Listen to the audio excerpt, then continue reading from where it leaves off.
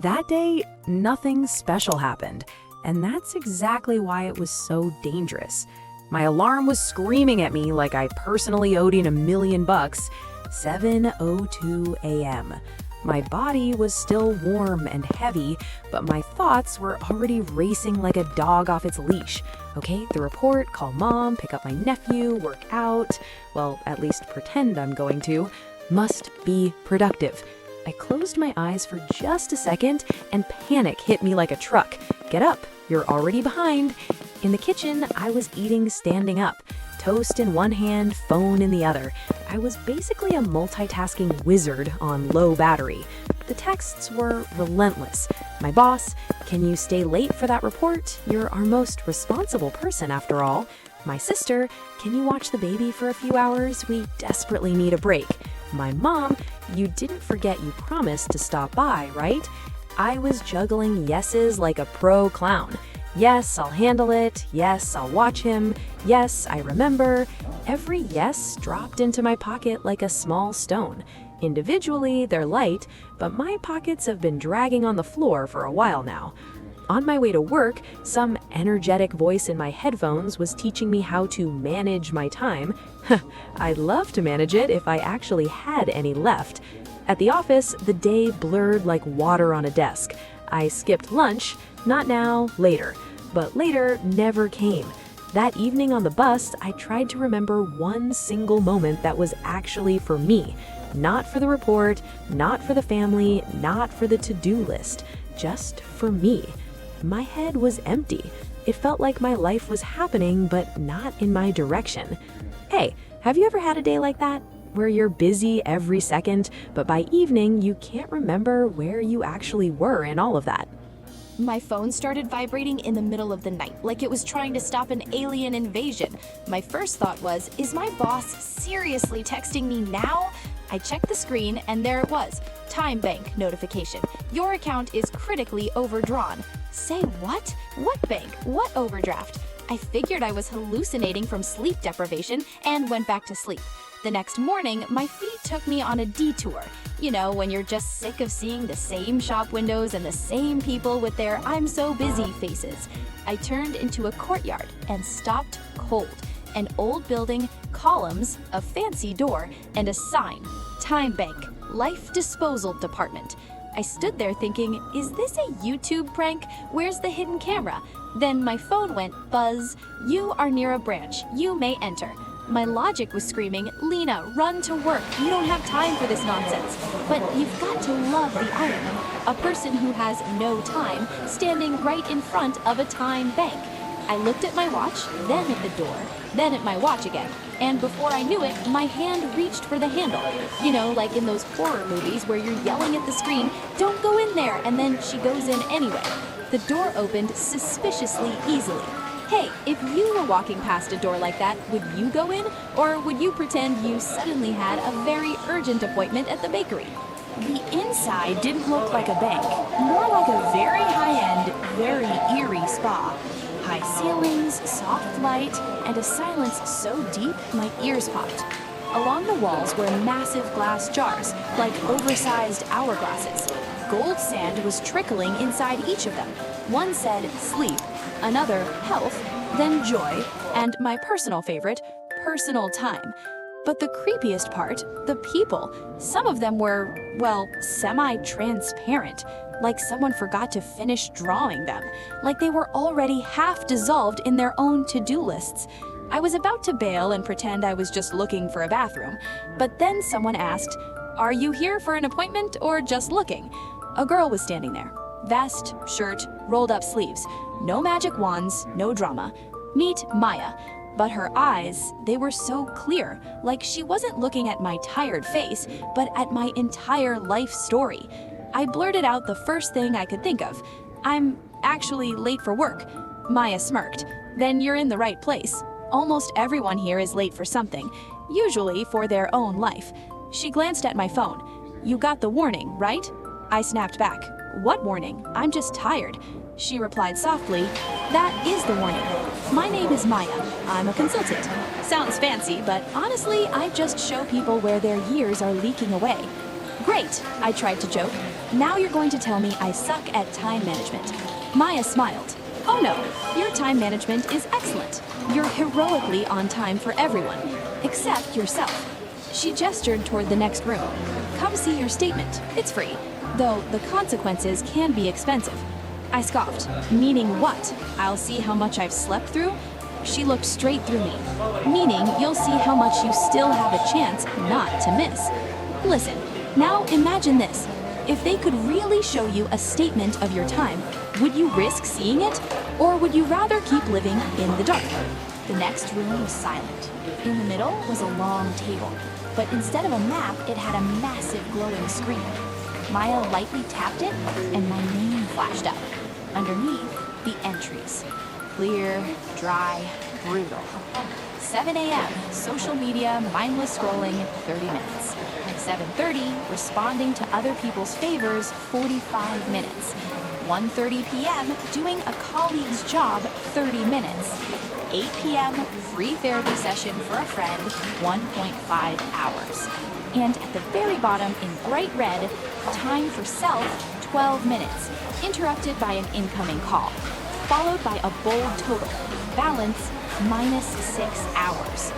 This is ridiculous, I whispered. It's just one bad day. Maya nodded. That's just today. I can show you the week, the month, the year. Do you want to see? A chill ran down my spine. What do you mean -6 hours? I was alive. I was everywhere. You were everywhere, Maya looked at me without judgment, just stating a fact. Everywhere except in your own life. She swiped her hand and the numbers turned into colored bars. Green for I want to, yellow for I have to, and red for I don't want to, but I'm doing it anyway. The red color covered almost the entire screen, like a crime scene. That's not fair, I almost shouted. I just wanted to be helpful, to not let anyone down. Fairness has nothing to do with it, Maya shrugged. This bank doesn't judge, it just counts, like a calculator. She tilted her head. You're, by the way, not unique. Good people, convenient people, they're always in the red. They spend their whole lives paying other people's bills with their own time, and then they're shocked when the final receipt is just emptiness and burnout. Hey, what if you were shown a screen like that right now? Which bar would be the longest for you? I want to? I have to? Or that red one, I don't want to, but I'm doing it anyway. I tried to swallow the lump in my throat. Fine, let's say I'm in the red. What now? Are you going to charge me interest?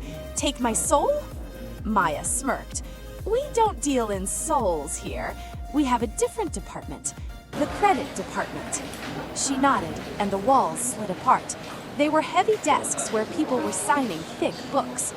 What is this? I asked, getting nervous.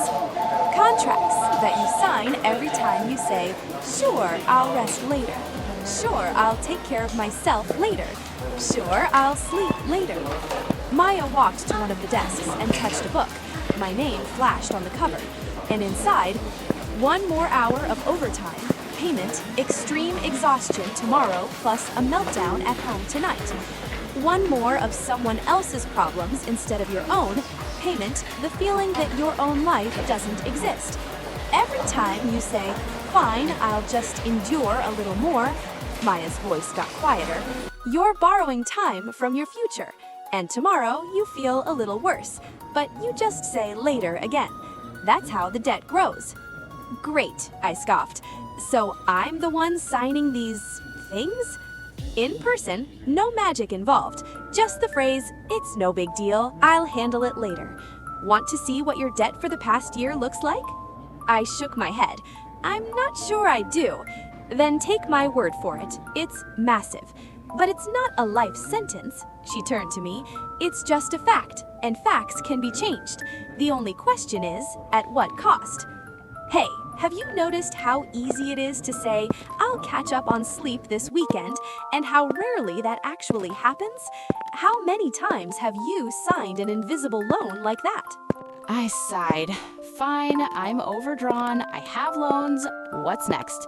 I guess you're going to tell me to stop watching Netflix? Maya smirked. If it were that simple, they would have replaced me with an app a long time ago. Follow me. She led me into the next space. It felt completely different. Pipes, faucets, and small waterfalls of golden light covered the walls. Some were just dripping, others were gushing like a broken fire hydrant. Each one had a sign: scrolling news so you don't miss out, arguing with strangers in the comments, comparing yourself to someone else's highlight reel, mindlessly lying down for 5 minutes with your phone. But under one pipe, the light was roaring. The sign said, things you do only for the approval of others. Leaks, Maya said. Things that don't look scary on their own, but they swallow years. I looked at those golden streams, and I saw myself, lying there with my phone falling into other people's lives, while my own waited quietly in the corner. So what, should I just throw my phone away? I snapped. The phone isn't the problem, Maya replied calmly. The problem is the moment of choice. There's a point in your head where you can still ask yourself, do I really want to give my hour to this? She handed me something that looked like a tiny mirror. This is a marker. It's not magic, it won't beep, but if you remember it, it will highlight the moments when you're pouring your time down the drain. You can keep pouring, but now it's a choice, not an accident. I took the marker, and if I don't want to highlight anything, then you'll keep living exactly as you were, she said simply. The bank doesn't punish, it offers. Now, honestly, if you think back to yesterday, how much of your time leaked away into things that didn't nourish you, or heal you, or bring you joy, but just filled the silence? We walked into the next hall, and it was too quiet. On the walls were transparent shelves with labels: sleep, body, joy, creativity, and my favorite, rest without a goal. Other people had glowing containers there. Someone's sleep was shining bright, someone else's studies. But under my name was a tiny, almost empty shelf. One dying spark in vacation once a year, a couple of dim flickers in interesting video, and a microscopic glow in bought a treat and didn't feel guilty for 5 minutes, and a massive, echoing emptiness around it. I felt my eyes filling with tears. So, is this it? I whispered. After all these years? After all these years of saying later, Maya replied softly. You were always too sensible. You thought investing in yourself was selfish because there were so many needs around you. She paused and suddenly asked, tell me, if someone you loved lived exactly like you do, would you tell them, correct, don't waste time on yourself, give everything to others? I snapped back, of course not. Then why is it okay for you but not for them? A lump formed in my throat. What am I supposed to do? I asked honestly. I don't know any other way. Investments always start small, Maya said. Everyone wants $1 million worth of happiness immediately. It doesn't work that way. What works is this: every day, one small, conscious investment in yourself. Not to check a box, not for social media, just to feel alive. I don't have an hour a day for myself, I blurted out automatically. I didn't say an hour, she replied calmly. Let's start with 15 minutes. 15 minutes that you give to no one. No scrolling, no texting, no chores. Something that makes you breathe. A book, a bath, or just silence. 15 minutes where you don't run to fix someone else's life. I hesitated. What if everything falls apart? What if people get angry? If your entire world depends on you never taking 15 minutes for yourself, the problem isn't the people, it's the structure. What about you? Can you be honest with yourself right now? If you had 15 minutes only for yourself starting this second, do you even know what you'd do with them? Or would there just be emptiness and confusion at first? I wiped my eyes and sniffed.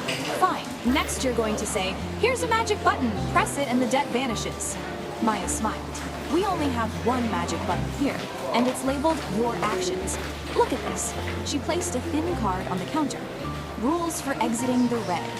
First, she read, for every conscious hour spent on yourself without guilt, the bank cancels out 1 hour of your debt. Conscious? What does that even mean? It means you know what you're doing and why, she explained. Not, I stared at my phone for 3 hours and didn't notice, but I am choosing to read this book for 30 minutes because it makes me feel good.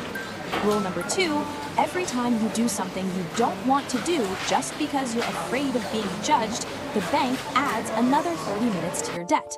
I rolled my eyes. Great, so if I stay quiet and do everyone else's work again, I get penalized? It's not a penalty, Maya corrected me gently. It's just recording reality. You're already paying for it with your life anyway. And point number 3, no debt can be cleared by thoughts, understanding, or regret alone. Only actions change the numbers. I scoffed. So just realizing it isn't enough? Exactly, she nodded. You can stare at your negative balance forever and cry about how terrible it is. The numbers won't budge. They only move when you do something different in the real world. Not everything at once, but somewhere, somehow, differently. Maya tucked the card into my palm. The bank has no demands. You can leave right now and live exactly as you were. We aren't the police. But since you're here, you have a choice. And most people don't even have that. Hey, what about you? How many things do you already know in your head but haven't actually turned into action yet? The morning was exactly the same. Same alarm, same kitchen, same messages. Can you stay late today? We really need to finish the report. Can you pick up the kid? We have a meeting. You don't mind if I dump one more task on you, right? Usually, my fingers would have typed, sure, no problem. But this time, I remembered that empty hall, my dusty shelves, and Maya's voice. Every time you do something you don't want to do, your debt grows. I looked at the screen, and for the first time, I didn't answer immediately. I took a breath and asked myself the 3 questions Maya wrote on the card. Can I? Do I want to? And what happens if I say no? I texted my boss, I can't stay late today. I can help during the day, but not tonight. To my sister, I can't pick up the kid today. Let's plan ahead next time. My heart was pounding like I was committing high treason. Voices in my head were screaming, what are you doing? People will hate you. You've always been the reliable one. But the world didn't end. My boss found a way to share the tasks. My sister grumbled but called her husband. The urgent task suddenly became not so urgent. Yes, it was awkward, but somewhere deep down, something sighed, finally. That evening, I caught myself having those 15 minutes, and I had no idea what to do with them. For so many years, I said I have no time that I didn't even know what it was like when you actually have it. I just made some tea, muted my phone, and for 5 minutes, I just watched the sky get dark outside the window. For the first 3 minutes, my brain was itching. Get up, do something productive. And then it got a little quieter. That night, I dreamed of the bank. On the screen, right next to my name, one tiny red number turned green. Just one small plus, but it was there. Have you ever felt that? You get 10 free minutes, and you have no idea how to live through them without filling the silence with noise. The next time I went back to the bank, it wasn't because I was desperate. It was because I was curious. Maya met me with that same steady gaze. So, she asked, how is your account looking? Sometimes I'm a hero, and sometimes I'm still that person who says I'll do it all, I admitted. A couple of times I took on too much again, just out of habit. But then I noticed. I stopped. And yeah, I've started making my little investments. That means you're a human being, not a perfect project, Maya nodded. Want to see something? In the back of the hall, 2 screens opened up. On one, my silhouette, shoulders slumped, dark circles under my eyes, holding a stack of other people's problems, surrounded by people who always want something, and I'm smiling at them, that tired, familiar smile. At the bottom, it said, if everything stays the same. On the second screen, it was me again, but there was a different light in my eyes. Not a superstar, not a millionaire, just a woman who has space in her schedule for herself. Once a week, an evening where I don't explain myself to anyone. Once a day, a moment where I'm not anyone's emergency contact. There are fewer people around, but they look at me like a person, not a 24/7 service. At the bottom, if you just remember yourself. Is this a prophecy? My voice shook a little. No, Maya said. It's just 2 probabilities. We don't show castles or private jets. We show faces. The choice is always yours. I looked at both screens, and I knew exactly which one was where I used to be and which one was where I wanted to go. Hey, What if you honestly imagine yourself 5 years from now? What does your picture look like if you leave everything exactly as it is today? And what if you start, even just a little, taking your time back? I asked without taking my eyes off the screens. So, will I eventually hit a positive balance and a fairy will show up saying, "Congrats, now you only live for yourself"? Maya smirked. No, that's not how it works. There will always be people who need something from you. There will always be urgent tasks. There will always be the temptation to live on credit again. But one thing can change forever. She paused, looking right into my eyes. You will stop lying to yourself that you don't have a choice. Maya handed me a small key. 2 words were engraved on it. My time. This isn't a lucky charm or an amulet, she warned. It won't protect anything if you keep handing your time out to everyone who asks, but it's a reminder. You are the only person who has the right to decide where your next hour goes. What if I mess up again? I asked. Then you'll come back, Maya said simply. The time bank isn't going anywhere. The only question is, will you come once every 10 years when your life is already on fire, or will you check in more often, like someone who actually manages their account? I squeezed the key in my palm. It felt heavy, real. Okay, I said, then let's make a deal. Every day, one small investment in myself, and one small no where I used to automatically say yes. Maya nodded. Now that is a lot. She went back to the regular world. No dragons, no magic, same bus stops, same traffic jams, the same people who, out of habit, texted, "You don't mind if..."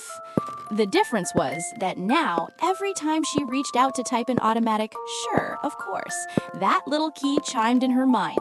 My time. Sometimes she still said yes because she genuinely wanted to help. Sometimes because she slipped back into her old ways. But it was less and less by default.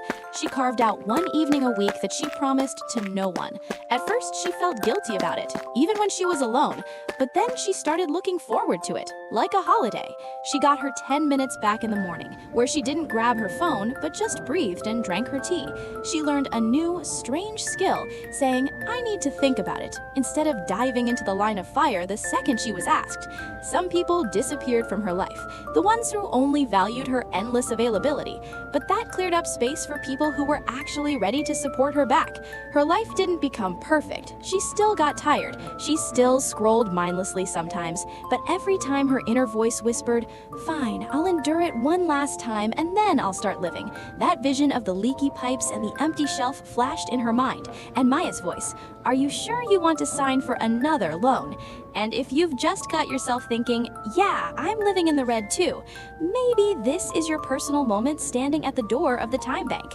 You don't have to wait for a total breakdown. You can start small, today, with one single question before your next yes. Am I giving my hour to something I actually want? And with one tiny investment in yourself, something you don't have to justify to anyone.